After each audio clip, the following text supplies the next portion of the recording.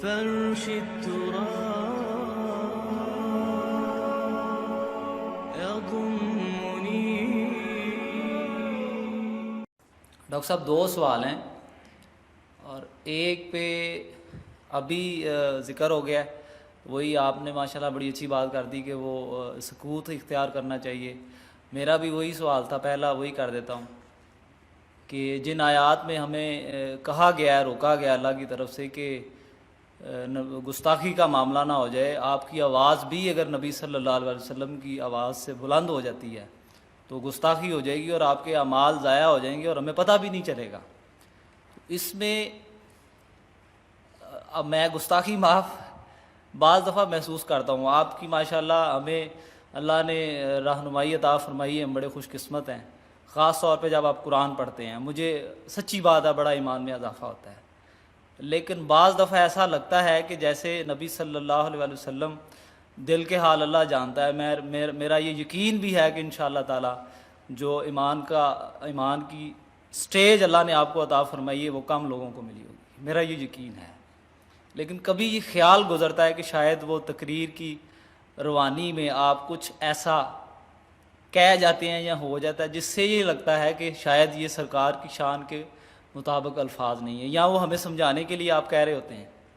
تو اس لیے اس پہ تھوڑا سا یہ کر دیں کہ اگر بندے کی نیت 100% ہی صحیح ہے لیکن زبان سے ایسے الفاظ نکل جائیں جو نبی صلی اللہ علیہ وسلم کی شان کے مطابق نہ ہوں تو وہ گستاخی گنی جائے گی یا اس میں اللہ پاک معاف کریں گے. دوسرا سوال میرا یہ ذرا موجودہ دور کے بارے میں ہے کہ میں سمجھتا ہوں جتنا اللہ پاک نے آپ کو نام دیا ہے، آپ کو علم دیا ہے اللہ نے،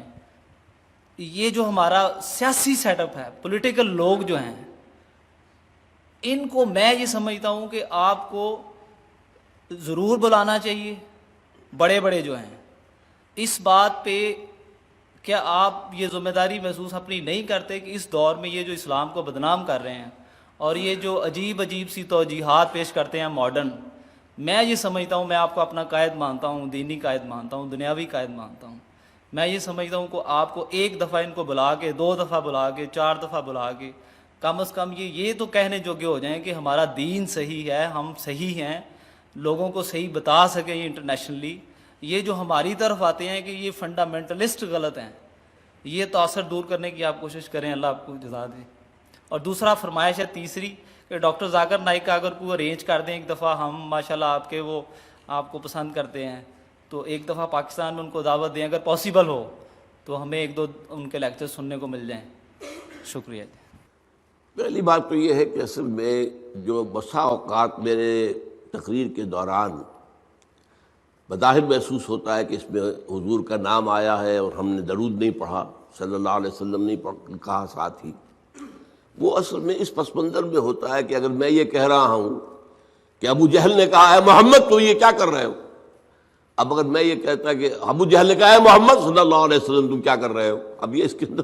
ظاہر بات ہے کہ ابو جہل تو صلی اللہ علیہ وسلم نہیں کہے گا، یہ تو آپ نے ایڈ کیا ہے نا. اور اس سے یہ ہے کہ اس گفتگو کے اندر جو ہے اس کا تسلسل ٹوٹ جاتا ہے.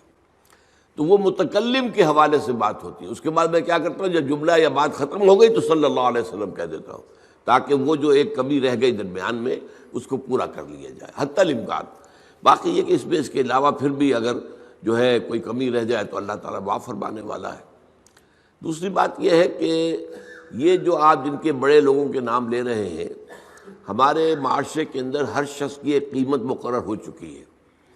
آپ کے نزدیک میری قیمت کچھ اور ہے، ان کے نزدیک میری کوئی قیمت نہیں ہے. میری کوئی سیاسی فالوئنگ نہیں، میرا کوئی مذہبی فرقہ نہیں، میرے پاس کوئی دولت نہیں کہ میں بڑی سی دعوت کر کے ان کو بلاؤں. تو وہ جو حیثیتیں ان کے ہاں شمار ہوتی ہیں وہ آپس کے اندر تو ان کی ایک برادری ہے. اب جب کسی کا ولیمہ ہو رہا ہے 2000 آدمی اس نے بلا رکھے، چاہے آپس میں ایک دوسرے کے یہ انتہائی جو ہے وہ دشمن ہیں، لیکن یہ کہ اپنے سوشل معاملات کے اندر ان کے فنکشنز میں جانا اور آنا، ولیموں میں، نکاحوں میں، فوتیدگی پر، یہ ان کا ہے. تو میں در حقیقت ان کی اس برادری میں شامل ہوئی نہیں. میں تو درویش ہوں. آپ کے نزدیک میری قیمت جو ہے وہ ہے، کسی اور کے نزدیک بھی ہو سکتی ہے، لیکن ان لوگوں کے نزدیک میری وہ قیمت نہیں ہے. نہ میرے بلانے پر کوئی آئے گا، نہ کوئی میری بات سنے گا. ویسے جو میری باتیں پہنچ رہی ہیں ان تک انہیں معلوم ہے، ایسا تو نہیں ہے. وہ اندھے بہرے نہیں ہیں، انہیں معاملہ کیا، میری بات کیا ہے. اب تنظیم اسلامی جو ہے ایسا نہیں ہے کہ بالکل لوگ جانتے ہی نہ ہوں، اب اس کی ایک حیثیت بن چکی ہے، اس کا ایک مقام ہے، لیکن وہ سننے کو تیار نہیں ہے. کچھ لوگوں سے میں نے بار بار کی ہے، قاضی حسین احمد صاحب سے بار بار گفتگو کی ہے، ابھی ان کے امیر جو ہے نئے منور حسن صاحب سے ان سے بھی خط و کتابت ہو رہی ہے، جن سے بھی مجھے کچھ توقع ہوتی ہے کہ اگر وہ کچھ غور کر لیں، سوچیں تو شاید وہ پلٹ کر صحیح راستے پر آ جائیں، تو کوشش میں کرتا ہوں.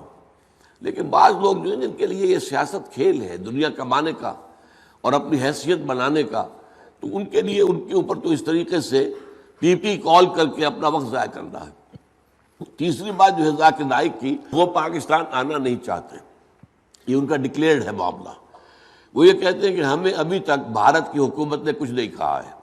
پریشان نہیں کیا ہے، تنگ نہیں کیا ہے، لیکن ہمارے پاسپورٹ پر اگر پاکستان کا ٹھپا لگ گیا کہ یہ پاکستان گیا تھا، تو پھر اب یہاں مشکوک آدمی شمار ہوں گے، پھر ہمارے لیے مشکلات پیدا ہو جائیں گی. اس لیے وہ دنیا بھر میں گھومتے ہیں، امریکہ گئے ہوئے ہیں، یورپ گئے ہوئے ہیں، سعودی عرب تو گویا کہ ان کا ایک بائیں ہاتھ کا سفر ہوتا ہے ہمیشہ. معلومات گئے ہوئے ہیں، دبئی ہے، دبئی سے تو چونکہ ان کی براڈ کاسٹنگ وغیرہ دبئی سے ہوتی ہے، وہاں پہنچ جاتے ہیں. اب میرا تو دبئی میں داخلہ بند ہے، میں تو 15 سال سے میں یو اے ای میں داخل بھی نہیں ہو سکتا، ورنہ میرا خیال تھا ایک دفعہ کہ ان سے ملاقات کے لیے میں تفصیل سے ان سے کچھ بات کرنا چاہتا تھا کہ جو کام وہ کر رہے ہیں اس سے اوپر کا ایک کام ہے وہ بھی وہ کریں، لیکن موقع نہیں مل رہا، کہاں ملوں ان سے، اور وہ پاکستان آنے کو تیار نہیں ہے. میں تو حیران ہوں، مجھے اصل میں پہلی مرتبہ وہ بھارت کی حکومت کو صحیح اندازہ میرا نہیں ہوگا جو انہوں نے مجھے دے دیا وہ ویزا، لیکن اب تو وہ ویزا دینے کو تیار نہیں ہے مجھے. تو اسی طریقے سے ان کا معاملہ ہے، ان کو یہاں پر شاید ویزا تو مل جائے، لیکن یہ کہ وہ ان کا کہنا یہ ہے کہ وہاں کی حکومت سے پھر ان کا معاملہ خراب ہو جائے گا.